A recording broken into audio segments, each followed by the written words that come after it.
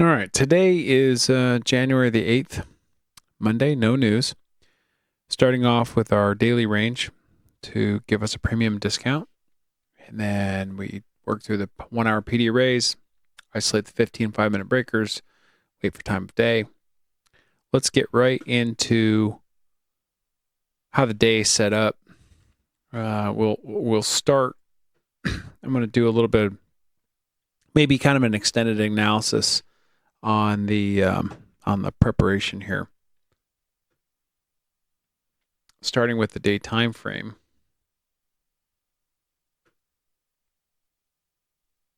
What you see here is I picked the low of day, previous low of day, and a fair value gap low. Now that was left unfilled, and of course we gapped higher on the into Sunday.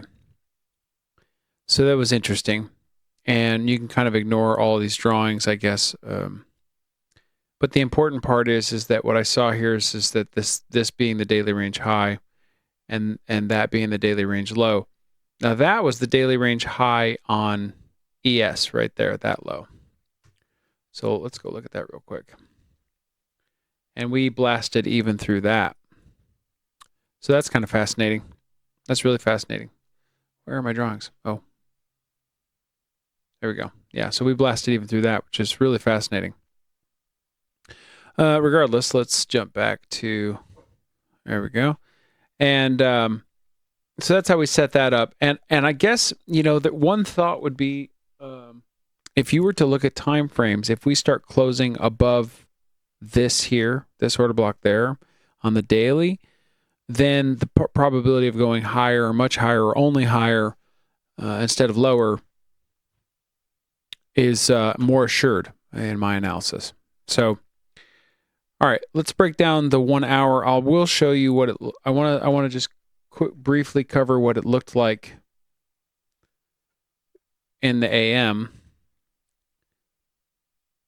So you can see the daily range high and low, and it's got targets on both sides. Not really targets on both sides. Like there's been a lot of, it's choppy here, and there was a lot of relative equal highs up here. So it made sense to me that we were going to go up.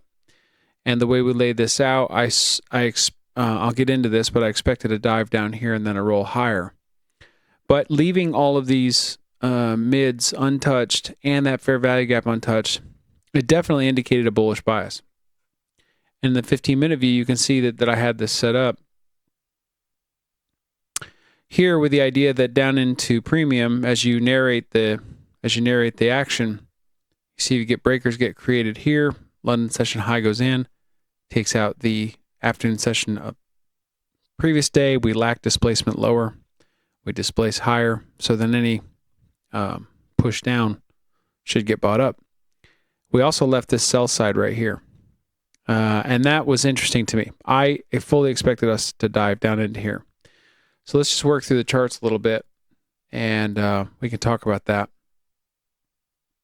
But on the hourly, here, see the information. I always like to talk about what information you knew at what time. And at 9 o'clock, you had closed on the hourly above your buy side, above it. So that is a clear indication that we're very likely to continue. Even if we do drop down into here, it's still going to go higher. Is the high probability. Now the thing with Mondays is that they can be sometimes sideways, and sometimes they're setting up the week for what we're going to do. Over the last 3-4 days, it looks like our bias had shifted a bit short.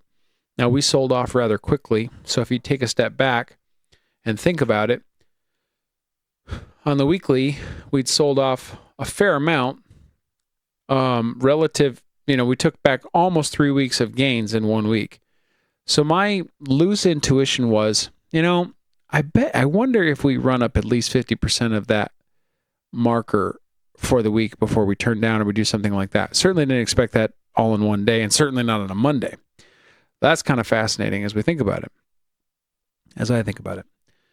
So when I look at the day time frame, I set this up and I think, okay, well, right here makes sense to be a resistance point, and then filling this all the way in makes sense to be not necessarily a support point, but a point where support might start to form, so to speak. Then you've got all this over here. So as we drop down into the 15-minute, because we've already seen the hour, well, let me go back. Let me go back to the 1 hour, just make the point. So you know this information here. What are you looking for after that point? Well, now we're looking at strictly time and structure in these higher, in the lower time frame arrays to see if it's going to continue higher. But really, you need a draw location, and I didn't have one. Above this was what I was looking for, and it got there. So by 9 o'clock, and it got there even ahead of the time that I was looking to do anything. So at 9:30, we opened up and took off higher, and gave me no opportunity to get long. I'm going to cover that too. So as you get down to the 15-minute, one of the things that I saw is that the 9:30, we didn't dive at all. We had all this great and proper structure down here in this premium discount matrix here. I expected us to dive down here, but possibly there, and then just run back through high on a typical, like typically would. But at 9:30, it didn't check down at all. It left these relative equal lows. It left them gaps, and it just kept taking off. And then at 10 o'clock, I expected it to roll through this high. It did, and then flip, and then basically turtle soup back down into here, into this area, certainly basically into midnight. But it didn't. And I'll break down how I saw that trade. Well, first of all, let's be clear. I didn't take any trade. I was only bullish based on this setup, and my model did not execute. It never triggered. So there was nothing for me to do.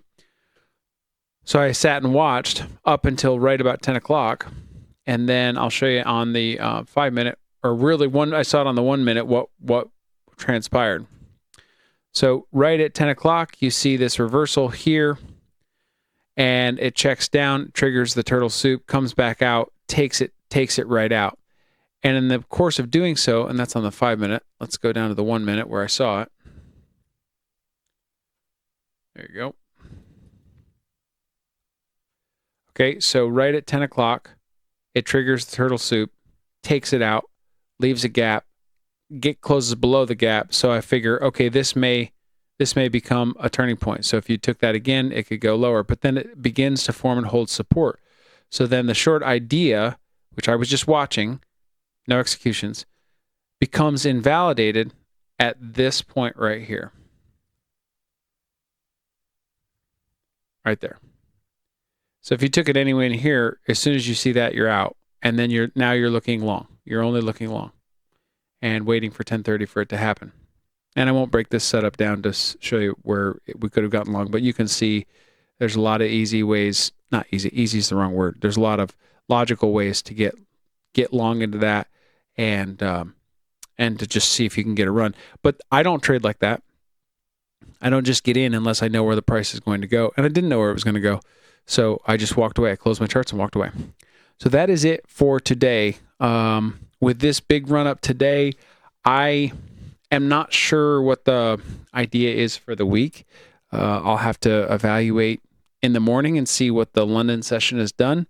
My expectation would be, in general, if one of two things happens. Well, let me back up and say CPI. You got CPI and PPI this week. So the idea that we would run higher to have price sent lower through those news events is that's an easy gimme.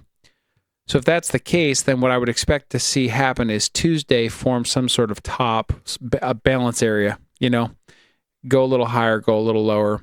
Wednesday to take out whatever side it plans to not go during CPI, and then have CPI reverse it.